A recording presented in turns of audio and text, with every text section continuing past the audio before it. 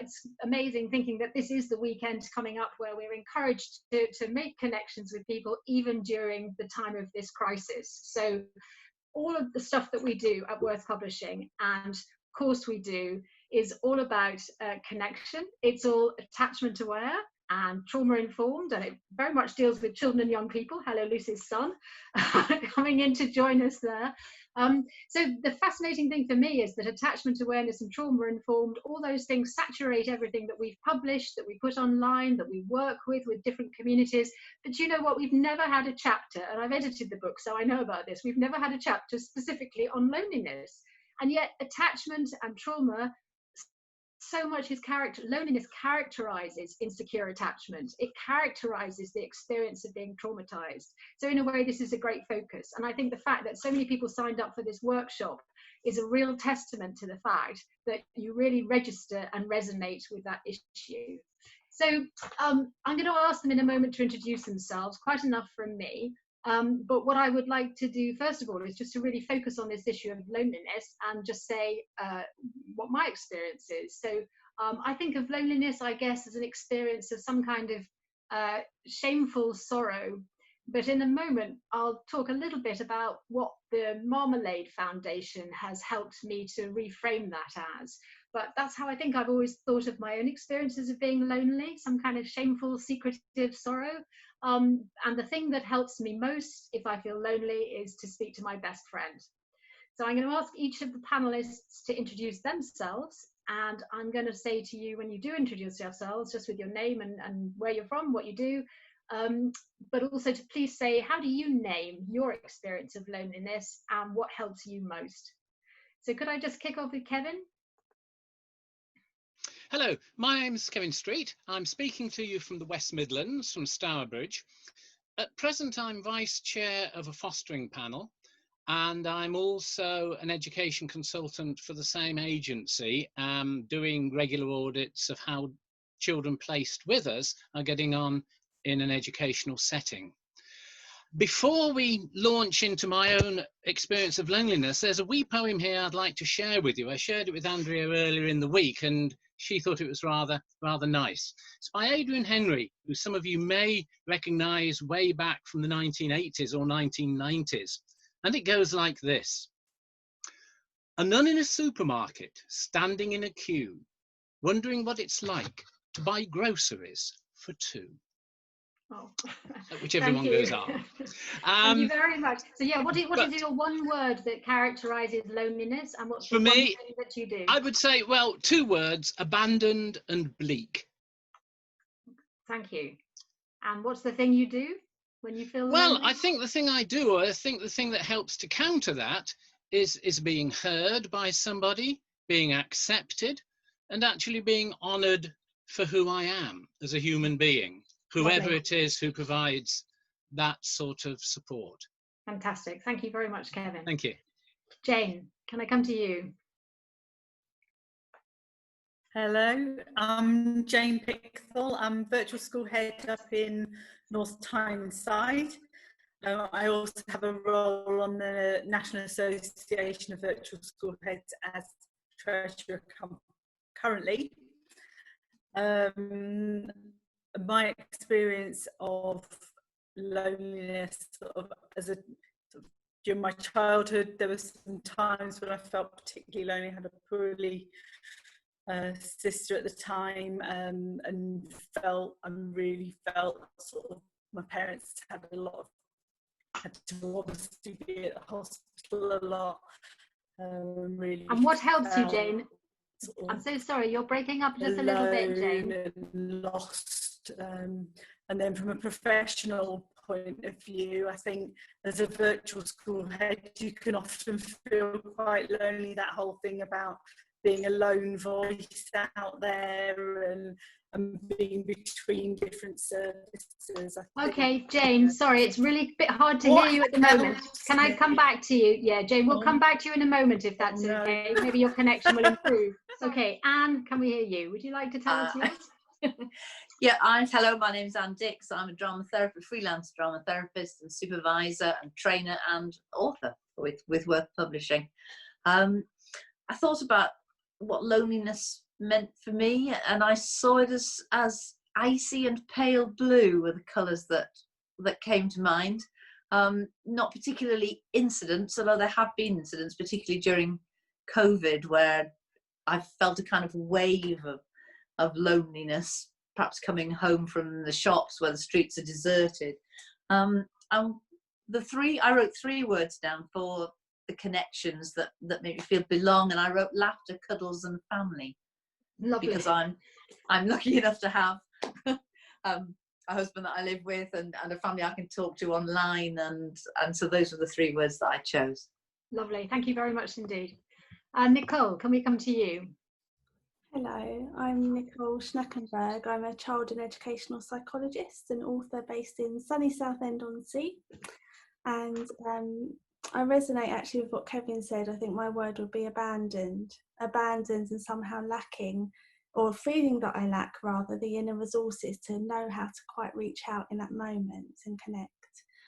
And what really helps me is thinking of my granddad. He died many years ago, but just the thought of him lifts my loneliness because of that sense that he really knew and valued who I was and who I am. That's lovely. Thank you very much, Nicole. Grand. Lucy, up there, would you just like to tell us just maybe your role at CourseWeDo, but also one word about loneliness for you and one thing that helps you? Hi everyone, I'm Lucy Wilton. I'm the course director of CourseWeDo, which specialises in online courses, apps and other resources as well, to do with attachment aware and trauma-informed practice. My word would be disconnection.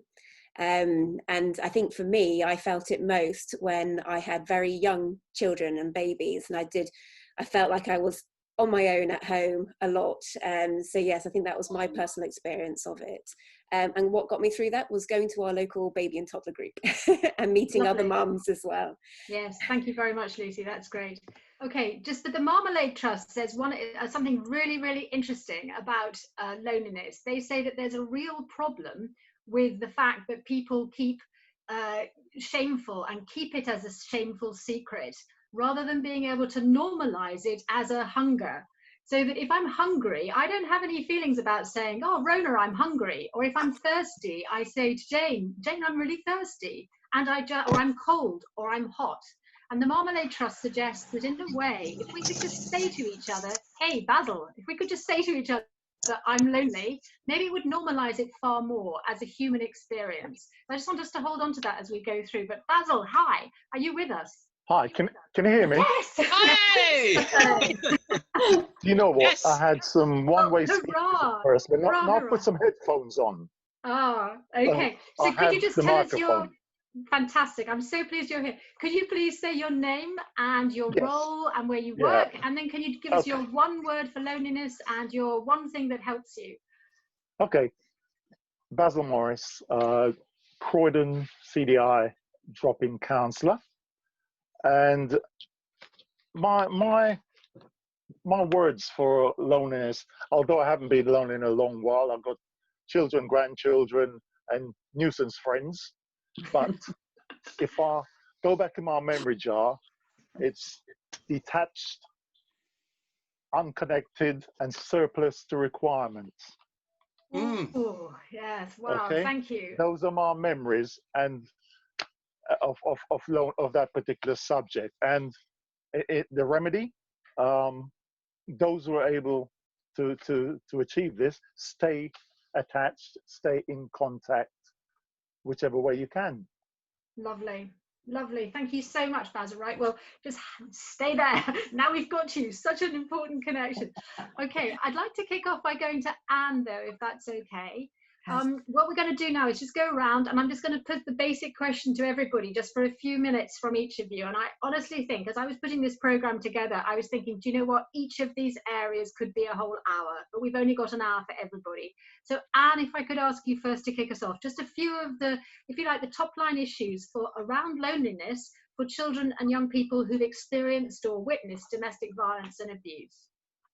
Right, as you were saying that loneliness is often shameful, I was thinking, yes, and that really mirrors children who live with domestic abuse, because domestic abuse is usually secret and can be really shameful, and it's really difficult to talk about.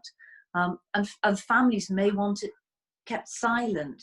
And I think there are lots of children, particularly at the moment in lockdown, who are isolated within their families, and the domestic abuse might be adult to adult, or it might be older sibling or another family member. So there's various different combinations. Plus the huge sort of stresses that put on family with COVID-19 and money worries, job losses, trying to work at home and balance homeschooling, drugs, alcohol, cramped conditions. There's all sorts of different reasons. But also the disconnection from social support systems. So families are isolated in their bubble. And within that is that stress for children, and that real sense of loneliness and isolation, because I guess most of them can't go to school, or if they do go to school, their whole class isn't there, their whole school isn't there. They may just be other children, so they can't see their friends. Teenagers who want to go out and socialise, they can't do that, they have to stay in. And there aren't those connections so that they can go and stay with relatives, with grandparents. So I think children are really, really stuck and probably feeling very isolated because they don't have the brownie leaders, the church representative, whoever that they might go and talk to in a normal way. Yeah, so you're saying that in a way it cuts them off even more so, because if they're experiencing domestic abuse, it's much harder for them to reach out or get respite. Is that what you're thinking? Yes, I think so. And I think from what I understand, there are fewer social care visits for clearly there are some for vulnerable families, but for talking to family support workers, they're doing Zooms with parents, but they're not necessarily Zooming with children. Counsellors who are doing Zoom therapy sessions, they're talking to the children within the family, which would make it harder for the child to talk about what was worrying them, because clearly mum, dad may be outside the room or in the room. So they are more isolated. Plus it's a subject that they probably find really hard to talk about anyway. Great. Okay, well, thank you. I mean, there's a whole list of things in there that we might want to come back to, and I'm sure link in with what other people are saying. But it sounds like you're one of the primary things is because it's a secretive issue anyway, the means of connection that are being made with those children at the moment are very tenuous anyway. So the fact that there's this big secret around domestic violence and domestic abuse makes it even harder for the children. Yeah, and I mean, my experience of running the groups that I run is that the children often think that they're unique in their experience anyway. I had a little girl who said to me she was a bit worried about coming into the group, and then she said, I didn't know that other people had been through this. And although every experience is unique to that child, often they don't appreciate that there are other children in their school and their community who also have had similar experiences and who feel frightened and angry and ashamed. Yeah, thank you very much, Anne. It raised some such kind of disturbing issues there, and that image of that child on their own. It's interesting, isn't it, because when loneliness is talked about, it's often with the image of the lonely old person looking out of the window, and unquestionably there's a massive epidemic, but that doesn't necessarily focus on the child who may be hiding under the bed, or the child who's thinking, I can't even go and see my friend and have 3 hours of not thinking about what my parents are doing, or my parent is doing with that person who keeps coming to the house each day. So and often those children go and stay with grandparents or aunties or friends or whatever, and that's not possible now at the moment. Sure. Thank you very much, Anne. Thank you. So Nicole, could you talk to us about body dysmorphic issues and eating difficulties? How do you see loneliness as characterising that or being part of those challenges? Thank you, Andrea. I think it very much connects with what Anne was saying around shame. So a core aspect of food and body image struggles is shame. And it's this underlying sense of shame, an underlying sense that the self is bad in some way, that's then projected or pinned onto the physical appearance, with the desperate hope really that once the physical appearance is fixed or changed in some way, the shame will somehow dissipate and that person will feel safe and feel lovable. And there's a huge amount of secrecy surrounding these struggles, because there's a sense of, if I share, are there going to be misconceptions that I'm vain, for example. And of course, these experiences have nothing to do with vanity and everything to do with this underlying sense of shame and this underlying feeling that one is unlovable in some way. So the secrecy aspect and the shame aspect can cause or lead to children and young people cutting themselves off and disconnecting from peers, from family members, and hiding those experiences for fear of minimization and for fear of misunderstandings, I suppose. And then that itself can fuel the sense of aloneness, which causes a further retreat, becoming a self-amplifying cycle in some way. Yes, indeed. The child psychiatrist Muni Olio calls this kind of bidirectional, in the sense that there's something that's happening that isolates, and then that isolation and that loneliness has knock-on effects. And as you say, it can become quite a spiral, and a very fast spiral actually, when there's such isolation around. And this is not COVID related, is it? I'm sure COVID things makes it worse. But yeah, so so would you imagine that just at the moment there is more loneliness going on with that? Is that something that you've been coming across in your practice?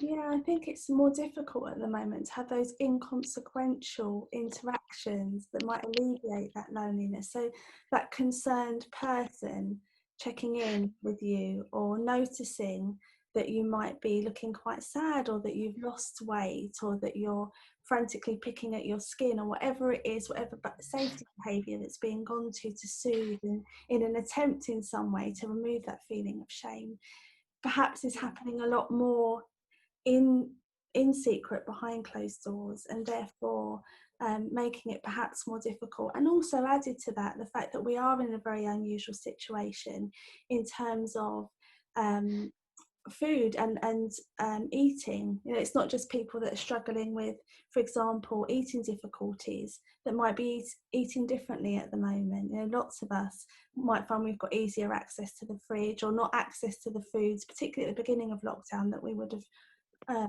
usually had. And certainly I've spoken to young people that are really struggling with that. And I think some of the media messages around, everyone's going to put on weight during lockdown, don't help either, because that can feed into the fear and fuel further feelings of isolation and loneliness.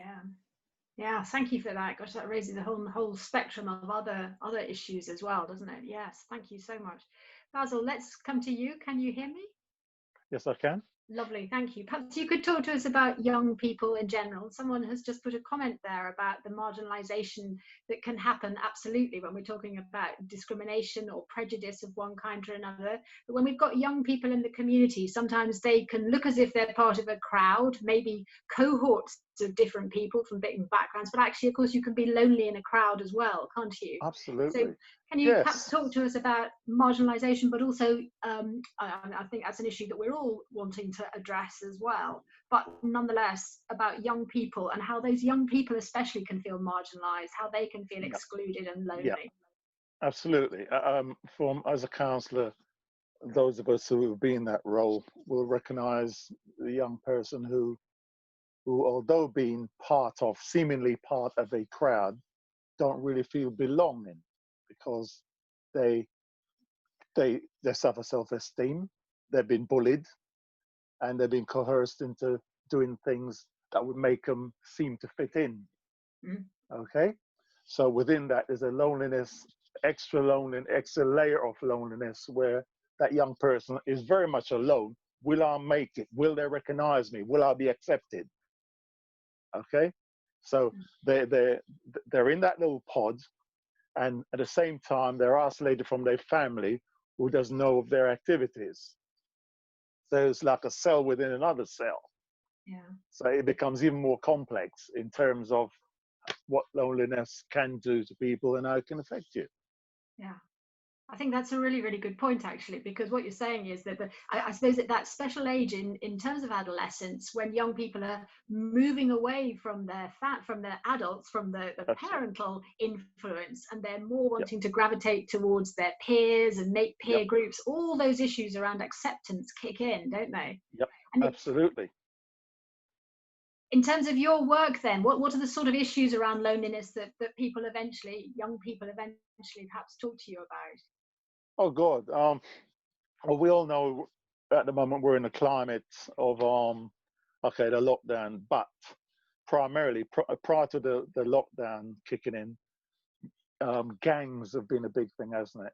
Gangs, young people in gangs, and the lure of the gang, all the negative things attached to that is what attracts young people. Sure. On top of that, you've got the bullying situation where they're, again, like I mentioned earlier, they've been asked to prove themselves. Are you worthy to be with us? And if you're not, then you're going to have a hell of a time because we're against you. Yeah. It's a catch-22, if you like.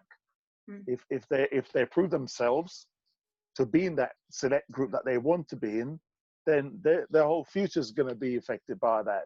Yes. And if they don't, then the bullying scenario is going to kick in big time, isn't it? Yeah. So it's a no-win situation. It presents them with terrible, lonely choices, doesn't it, to have to make? Absolutely. Yeah. Just at the time when they're it's often said that young people join gangs because they're looking for the family they don't have. But the main thing about family is the protection and the affection you get from it. Yeah. But it surely isn't the way it is in a gang of the type that we're talking about. It's quite the opposite. It's exploitation and abuse. So it's maybe some sense of belonging and some protection at a terrible, terrible cost. At a terrible cost, absolutely. A cost which they will never recover from or survive. Yeah.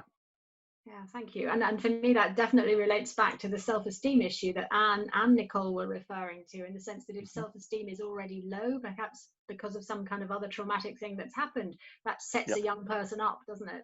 Especially if they're moving away from their parents, but they're much more vulnerable in that lonely state to being preyed on as well. Yeah. Much more. Yeah, thank you. Thank you very much for highlighting some of those, Basil. Okay, could I come to Jane for the while? Jane is a virtual school head. So you work with children in care, don't you? And also the teachers who work with them can be subject to loneliness, I think. Can you talk about that with us? We've obviously we're a virtual school, so it's been interesting to hear the word virtual learning happening more. We've always been sort of quite confused between virtual and virtual learning. So as virtual school heads, we've kind of really risen to the challenge, I think. We've had about a third, I think, of looked after children across the country have been into school, actually in the buildings. I think it's been that term vulnerable, I think I'm a bit worried about the word vulnerable.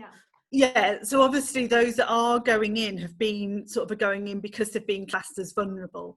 And I think there was a lovely story about a little boy who had misheard vulnerable and said, "I'm here because I'm valuable." And I thought that was really lovely. And I think, if we use that term more often, I think we probably have more families sending their children to school, to be honest. But it's very interesting. When they are in, I think what we're finding is most of them are really enjoying it because it's so much quieter. So actually for those children who were finding schools quite stressful places, they're actually places now that are very focused on safety. So, that explicitness about, these are the things we do to keep you safe, I think has really helped them. They're obviously not with familiar teachers and not with familiar children quite often. And I think that's been a challenge for some of them, not wanting to be there if they haven't got their peers there and people they're familiar with. We know quite a lot about, a lot of our children have key adults that work with them. And if those key adults aren't available and aren't with them, then they've obviously really missed out on that. Yes. What's been lovely for those that haven't been in school is because schools have been having regular contact with them via phone or online. That's been really good because they've been able to demonstrate being kept in mind, and so I think that's been. And that's such an important relational thing, isn't it? Definitely. Yeah. So have the children been talking much about loneliness as an experience, or is that something that you witness generally with them, and maybe is a bit different at the moment because it's such a small, valuable group. Or they've this is experienced that. I think for our children, I think we've all had a taste during lockdown of what life is like for looked after children. You know, they live, you know, apart from their families. They miss their families the same way we've missed ours, where we haven't been able to see them. You know, it's this sense of loss that we're feeling, this sense of isolation that we're feeling. You know, these are things that looked after children feel, you know, all the time. That sense of being hyper alert, that sense of being hyper vigilant. So I think I'm hoping that, you know, we're now going to be, you know, a lot more empathic about what it's like for these children, because we've experienced it ourselves. Right. I think our care leavers, it's slightly different because I think they've got less options to be involved in schools. You know, if colleges are shut and things like that, they're not necessarily, if they're living on their own, they're not living with families. I think there was a report came out from NIAS today. They've done a survey of 250 looked after children and care leavers and what lockdown's been like for them. Excellent. Thank you very much. Having that would a be look great at to have that. a look at. Yes, thank you very it much. talks about visits that have happened. It talks about contact they've had. It's talked about their access to IT equipment and things like that, and how connected they are. Okay. So I think that's something worth looking at. Yes, thank you. And Jane, I just want to ask you one other question. Is like I know that when perhaps a teaching assistant or a learning mentor or somebody is making a special relationship with a child who is displaying their distress through very challenging behavior, for example, I know that sometimes, you know, perhaps people who don't really understand what's going on can quite quickly get into a sort of impatience with the adult as well. It's like, you know, why is it that your work isn't working well with this child? How is it that this is still happening? So if that were to happen, my sense is that could be also very lonely for the person who's working so hard to try to come close to a child who is full of trauma. I mean, is that something that, as the virtual school head, you're aware of amongst your staff? I've had that conversation today, actually, with a teaching assistant who her key child terribly, and who has done a really amazing job of keeping connected with him throughout lockdown, through letters, and the carer sending her some pictures in response, and they've really made an effort to keep connected. I think what we're seeing is, as more children return, schools are focusing very much on risk assessment. I think that maybe is putting behaviours under the spotlight, which is worrying, because I think, you know, we might see people sort of saying, well, this behaviour is more risky in the current climate, therefore we're going to have to be more cautious and more fearful. I think it worries me, you know, people are saying, well, what can we do if we can't use a physical intervention? And it's, you know, it's great because it's opening up that conversation about the use of physical intervention and how that feels for a child who's experienced trauma and domestic violence. And absolutely. So, you know, although it's shining a spotlight on it, it's also an opportunity, I think, to have that dialogue. Yes, thank you, Jane. Thank you, lovely. So Rhona, could I come to you next, please? Perhaps you'd like to just briefly tell us a couple of the issues, perhaps, for counsellors and therapists and psychologists who are working with some of these children and young people who come from very traumatic backgrounds. And, you know, the ACEs, the adverse childhood experiences. I was looking at the list today, and it doesn't include loneliness.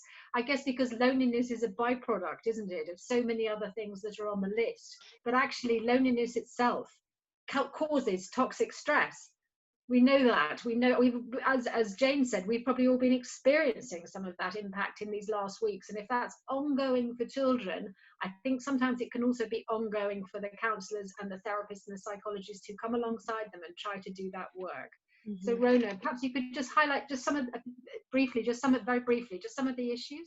Okay, just by the way, my name's Rhona. I didn't introduce myself earlier, and I work at the same organisation as Basil in Croydon. So yeah, just to say hi.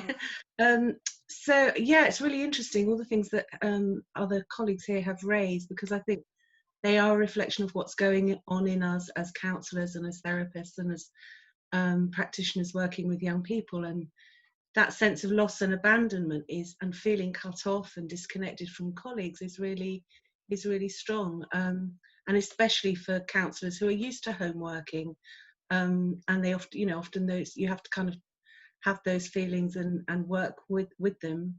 But particularly now in the lockdown, that loss of team spirit is keenly felt, I think, in our organisation, particularly, that collectively working towards a goal, common goals, and then your working day, just really small things, but they matter, like a nod from a colleague saying, oh, that looked intense, or well done, or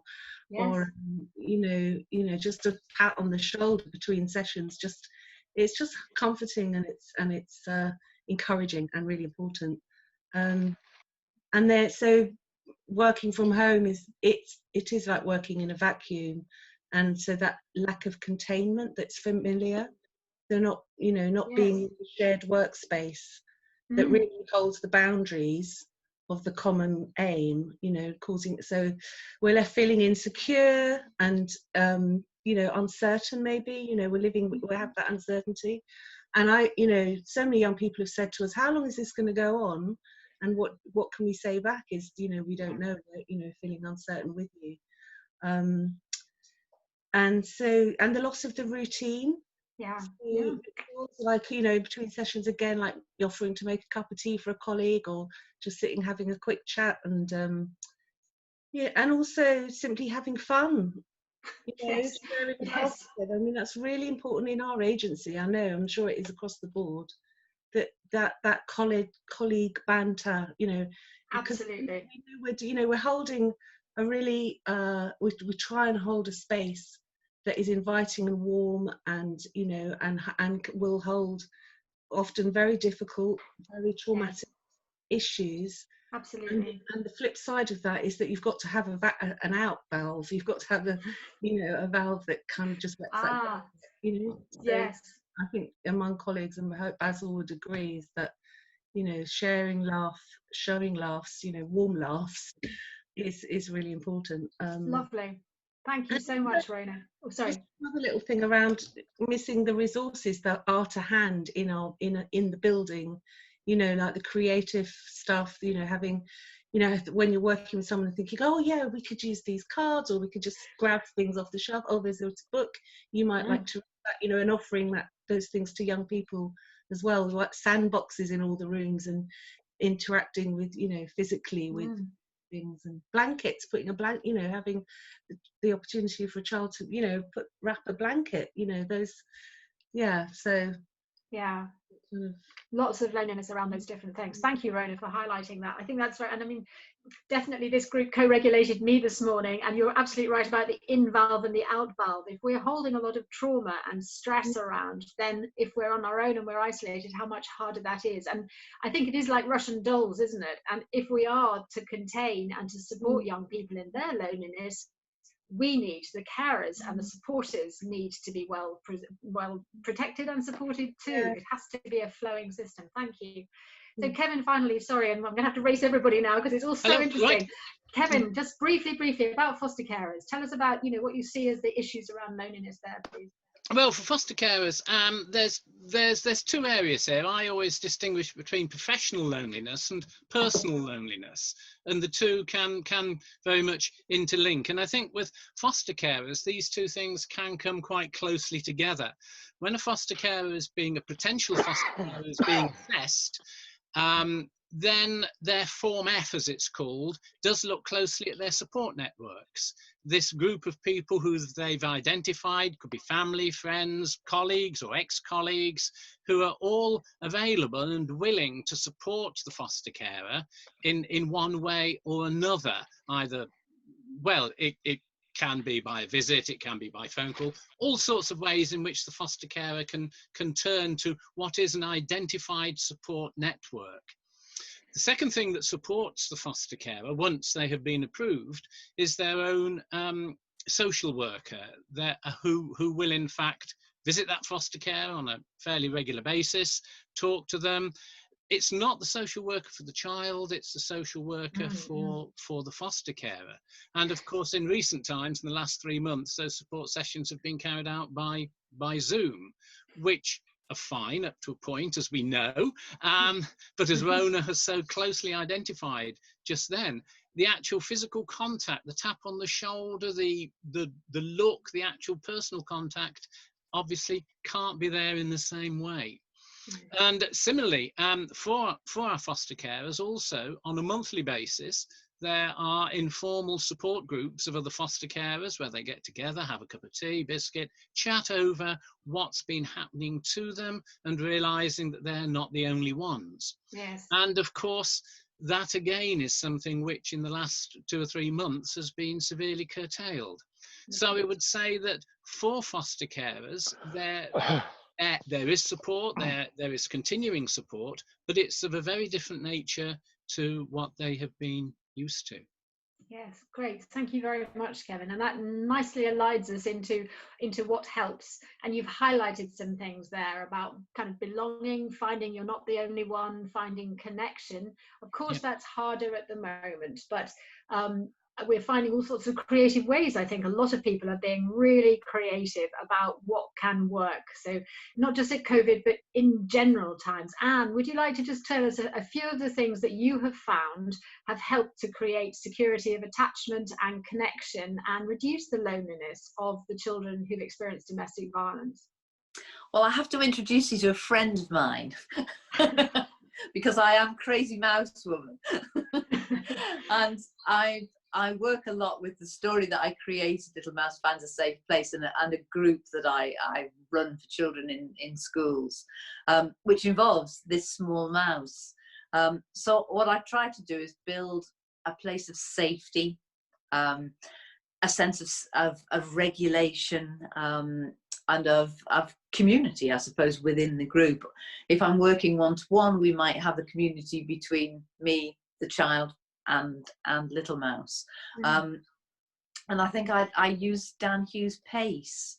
So we do a lot of play. I'm a drama therapist, so we do lots of play. Can you just say that if for those people who don't know, PACE is playfulness, acceptance, curiosity, and empathy. Hooray, we'll have a Dan session soon. July the 10th, let me tell you, July the 10th, there's a session with Dan. So if you like PACE, July the 10th here. Okay, go ahead. Sorry. And all of those things are really helpful when you're working with children. But I think listening as well, and I guess as children are coming back into school, listening is really, really important. It's not about asking them specific questions about what's happened. That's probably really not helpful at all. But just listening to the stories that they tell and the kind of inconsequential anecdotes that they may or may not have, so that you begin to build those relationships with the children. And following a group that I ran, a mother of a child in the group found me on Twitter and sent me a personal message to say how much her child had loved being in the group, and how she bought the child another puppet to go with another little mouse, one that looks like this. And how this child really, really liked playing with these mice. And the other day she sent me a photograph. He is going into school as a valuable child at the moment. That's such a lovely expression. But the photograph was of the two puppets and a couple of other puppets and the little houses. And she said, this is where the little mouse lives. This is his safe place while the child is in school. And so the child has done that for themselves. They're not allowed to take it with them into school, obviously. Sure. But he's created a safe place that he can then hold in mind in a way, which is such good practice for regulation. Lovely, lovely. So he's supporting Little Mouse to feel safe, and somehow that helps him as well. That's lovely. Thank you very much. Basil, can we come to you again to think in terms of what have you found helps those young people to combat loneliness? Okay. Well, as mentioned earlier, the fact that we can't meet with our young people face to face is presented new challenges for people like myself who work with them, and you have to think outside the box. Really, it doesn't help that some of our young people have chosen not to have the face to face, not to have the telephone connection. Sure. In place of the face to face. So it simply means you're going to have to pull on all your resources. This is when support from your colleagues come into play a lot, because sometimes you don't always have the answer to unlock that little box that you need to get in there to give your young person that extra support. They're pent in, they're locked in all day, all week, all month, whatever, inside their little bubble. And this one connection a week with the counsellor, it really needs to be wholesome and it needs to be effective. And we will try our hardest, but sometimes we have to turn to our colleagues and say, how do you do this? How did that work for you? Yes. You know, no one's an island, you know, and I think support from colleagues, those group, the supervision, the group supervision are very, very handy. Yes. Just to talk to our friends and colleagues offset, so to speak. Offset, yes. Offset, yeah. Not that work, but that little leisure times. How did that go for you? How do you think it's working? And the like. But I'm fortunate in the sense that I have two clients, and both of them are really, really settled. They're quite happy where they are because they have that support network around them at home. Okay. And That's I'm really great. fortunate in that sense because I'm so happy for them. But yes, I'm aware indeed.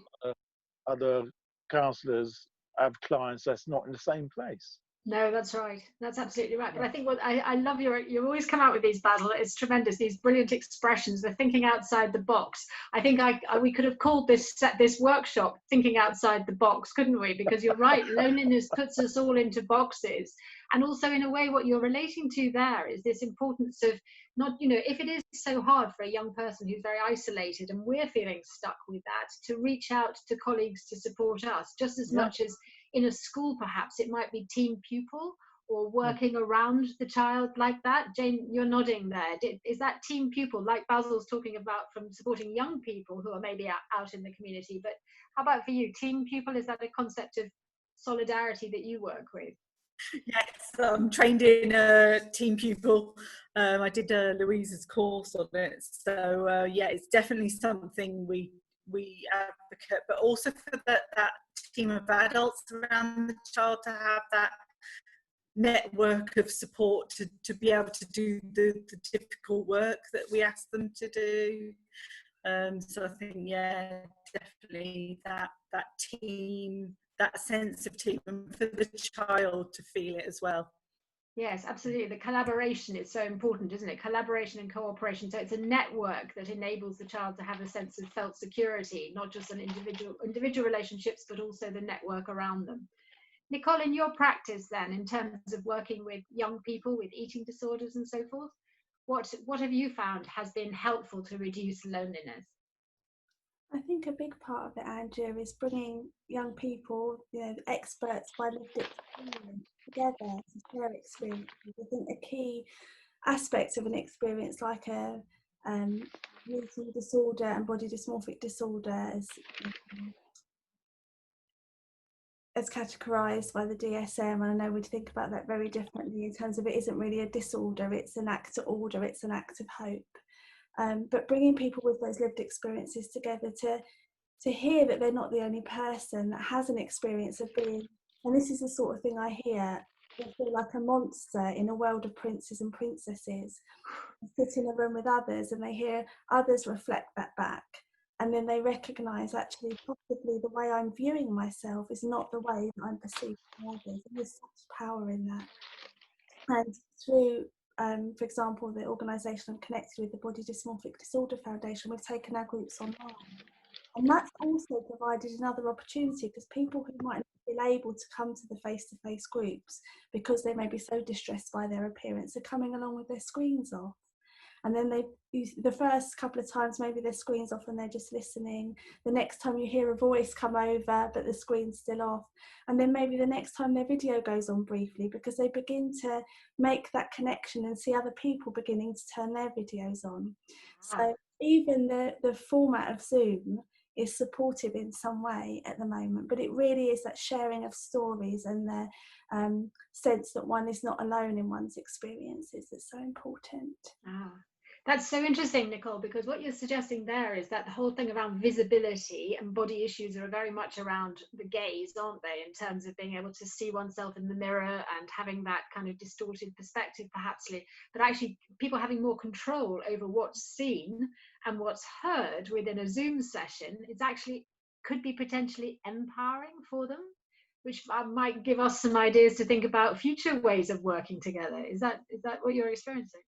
Absolutely, absolutely. And even being quite explorative with that. So people fiddling around with starting off with making their screen quite small, minimizing it and getting used to seeing themselves in that way, and then gradually making it bigger. So it really also supports that gradual step into relatedness in a group and allowing oneself to be seen and having the feeling of gaze on you and noticing actually that one can stay with it in that supportive environment. Young people have fed back that that's been incredibly helpful to them at this time. That's really interesting. I was listening to one of the presenters on your reach out. Nicole has a marvelous early morning. You can get up and have your tea and toast ready at 8 o'clock in the morning on the sofa. Educational Psychology has got in Southend and put on a marvelous program of presentations in the morning and reach out, isn't it? Is that, yes, on the reach out one? And someone talking about the experience of autism. Of some children with autistic spectrum disorders who've also found this quite containing, because they too can put more control into it and then maybe gradually emerge.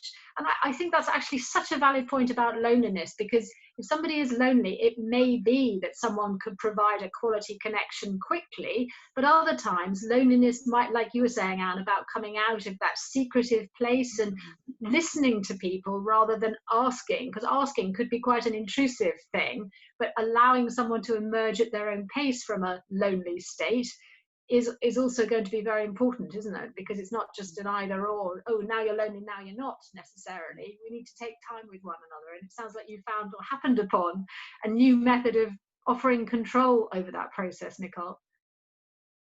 Sorry, that was a big old rabbit, but it was very exciting what you were hearing, and it sounds like it resonates kind of elsewhere. So that's great. Rhona, could I just come to you? And I'm super aware we haven't had much time, so sorry, Rhona. And Kevin, you gave us a great bridge into the strategies. If I can come back to Rhona briefly. Rhona, perhaps you could just talk to us about some of the things that you found that has helped counsellors and supervisors and teachers and psychologists perhaps to be less isolated, less lonely. Well, for definitely keeping the channels of communication open. So having set regular times to meet virtually as a large team and in small teams, as Basil mentioned, the group supervision process, individual set, and having those spaces regularly for reflective practice, information sharing and problem solving. So you have that sense of, you're working in isolation, but we are all working in isolation. So kind of that supportive structure. An example of since lockdown, our agency started up a WhatsApp group. So that's a sort of, a really nice way to just communicate quickly with colleagues. And I think we work with innate needs, and we bring that to our work with young people, and encouraging them to think about what their innate needs are. Sometimes they need just kind of really pointing out. But I think we all have the same. We all have a set standard of innate needs. For example, we all need emotional communication as human beings. We all need a sense of community. We all need to have achievement, to have a sense of achievement and purpose. So it's important to kind of think about where are our unmet needs, and what resources can we call on to help us as individuals, but also each other, to find find ways, look for solutions to that. So yes, that's lovely. Thank you. Thank you. And you know what? That really ties back to the Marmalade Trusts. They've got a 3 steps to ending loneliness. They have a 3-step solution, a 3-step response to loneliness, which is first of all to acknowledge it, and to acknowledge it perhaps without buying into shame around it, just acknowledging it as an innate need. And the second is to identify what might help, because actually loneliness could be a bit of a mix, and it might be what might help, who might help. And the third thing is to act. And I think that you're talking about how colleagues, just as Basil had mentioned as well, colleagues can help us to do that. But also when we're acknowledging with young people or children, that's helping the affect regulation part, isn't it? And then we're helping them to think as well, just as we need to think. Once there's regulation, then the social engagement system and the front brain comes online, and we can start to think together about what might help here. But you can't talk about what might help when the person's still needing to tell you how awful it is as to how lonely they are and how hard that is. But I love that 3-step thing, really. Acknowledge and identify and then act. And that, yeah, you do have to take action. But Rhona, thank you for that. That's just, was there one other point? You look like you might be going to make one more point. No, I was writing down what you were saying. All right. Don't worry. All the links are in the website, but thank you. There's so much good stuff out there, people. And there's the organisation that is part of both of these things. I beg your pardon, the Joe Cox Foundation and the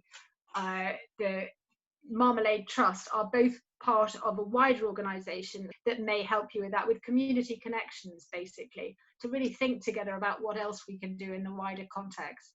Kevin, perhaps I could just come to you to finish off again. Is there anything that you've heard from anybody else here that you'd like to in other strategies for reducing loneliness? Well, yes. I mean, the only area that I would still like to touch on as a teacher myself, although I have this great connection with foster care, as a teacher and somebody who has never, as all teachers, never had what's called regular supervision, such as social workers or the team that Rhona and Basil can meet around, this group supervision.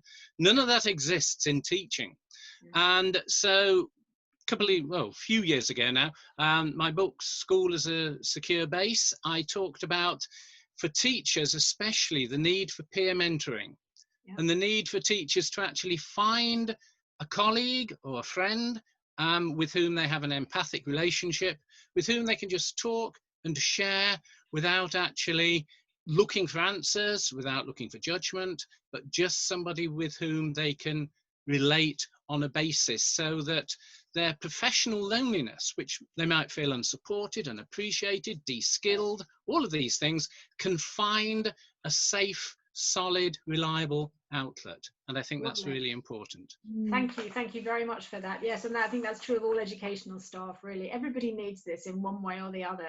Our secure bases, and secure bases are for so much, aren't they? For affirmation and for validation, and that felt sense of security, as much as they are to be enjoyed and for us to use as a springboard as well. I really like that. I like the fact that it's not just about feeling safe again, it's also about being enjoyed and given the capacity to be able to go out and be curious in the world and enjoy the world and see the world as a place of opportunity. And I thank you for all the work that you're doing. Jane, I don't know if you're going to be able to maybe just very quickly read your final poem to us. Jane was sent a poem, and she's just going to read through the poem. Could you possibly just give us that briefly before we finish? Yeah, and then I will just do the final poll for people. Thank you.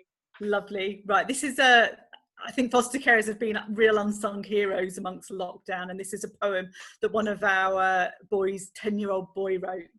We have planted some spuds and made some puds, painted the rainbow and clapped our hands, but oh how we missed playing on the sands. We've baked and I've been a cook, then listened to David Williams' book. Joe wicks every day, sometimes Kyle gets grumpy. Debbie says, keep going, it stops me feeling frumpy. Missing my teachers, friends and school. But seesaw is pretty cool. Too much iPad makes Kyle a bit moany, and then Debbie starts to get groany. Some days we go on our bike, other times we fancy a hike. Let's hope this soon passes, then we can all meet wearing our sunglasses. We're all staying well and enjoying the sunny spell. Lovely, thank you very much indeed. Lovely, thank you very much. So yes, it's the Connection Coalition. You can look it up, but you can join the Connection Coalition. Your organisation can join the Connection Coalition. The Joe Cox Foundation and the Marmalade Trust are both members of that. Please remember those 3 steps that the Marmalade Trust gave us, which is to acknowledge loneliness in ourselves and others, identify what you or they need, And Jo Cox, I just want to read a couple of things that people have said here. The third step was take the appropriate action. And I think by being together today, maybe we are taking another step of appropriate action. And the Marmalade Trust's campaign this year, I think it's very clever. If you think about the word lonely, it's taking the one out of lonely. And they're asking us all to reach out this weekend to take one person out of loneliness, whether it's by one call, one conversation, one card, one chat, I thought I might bake rock cakes for my street, who have so far not locked their doors against my cakely offerings. So it's going to be rock cakes yet. Yes, that's right. Be warned, Rhona and Basil, you're in Croydon. But Jo Cox said, we must focus on the things we can do and not what we can't. There are still many, many things we can do to connect with each other, even in today's reality, when we need social connection more than ever. And the Jo Cox Foundation is asking us all to show how we can celebrate community. So I really want to thank you guys all for being a tremendous learning community today, despite all the technical glitches. And thank you, panelists, for being willing to give your time and your thought and just to share some of the tremendous work you're doing. I also know there's tremendous work happening in the group that has joined us today, so thank you very much for that.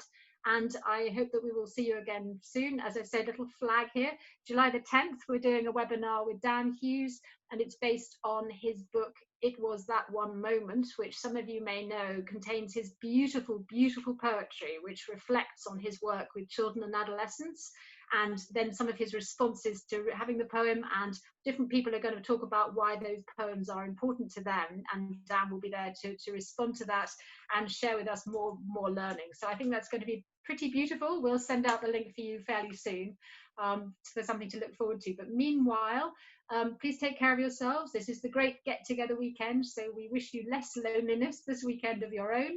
And if you do feel lonely, then please just be aware it's a natural human hunger, as Rhona said. It's one of our deep hungers for connection.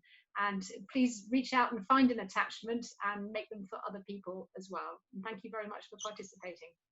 Bye-bye. Bye-bye. Bye-bye. Thank you. Goodbye. Thank you.